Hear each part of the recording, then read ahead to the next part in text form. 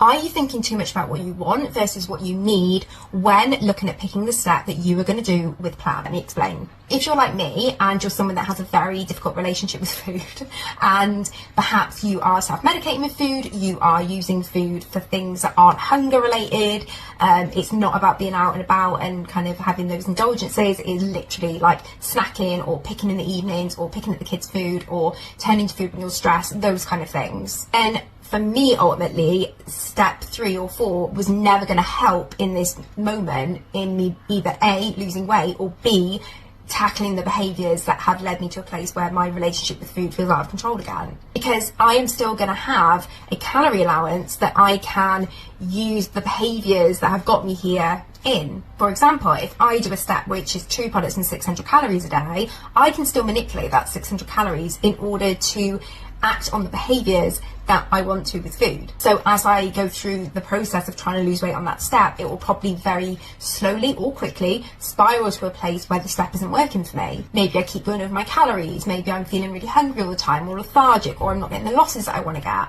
Typically it's because we are enacting behaviours within the step that were not designed to be there with the step. The step itself, there's nothing wrong with that, it's how we are applying it to our day-to-day interactions with food. So if you are someone like that, then the mid steps may not be the best step for you. Instead, like myself, having a step where you can just remove food completely is actually better. And yes, it may mean that we need to make some shifts and changes in what we do day to day.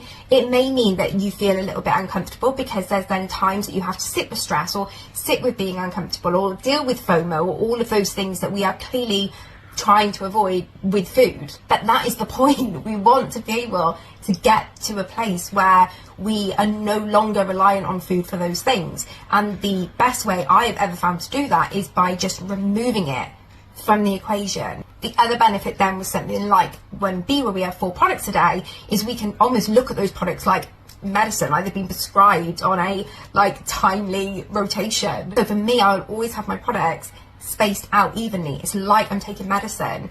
The products are not necessarily there for me to be like, oh, I'm really sitting down to enjoy this meal. It's more, I need nourishment. I need to give my body the energy and the things that it needs. And again, that works in helping correct behaviours whereby I'm constantly seeking out food for comfort or enjoyment or pleasure, whatever it is. Instead, I can start reframing my mind to look at food for what it actually is, which is fuel, which can also be enjoyed.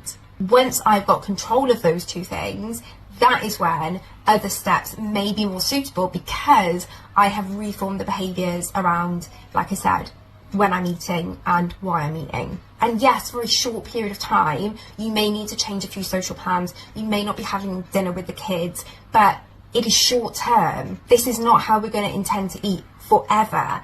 It is short term to help you get to a place where your relationship can be better with food, your health can be improved, and you're not constantly thinking about food all of the time. Things get such a bad rap and we can hold so much judgment on ourselves, thinking like, I'm an adult, I'm successful in my career, with my family, blah, blah, blah, I should be able to control my food. It is not that black and white. It is way too complex to try and bring it down to a singular moral judgment on yourself. At the end of the day, so many people struggle with food. You are not alone. Just look at the comments or the likes on videos like this and, you know, other videos that I put out or other people who struggle with their weight put out. People are liking it and engaging with these types of content because they relate. Because they also have issues when it comes to management of food and their emotional reliance on food to cope with day-to-day life. So many of us do it.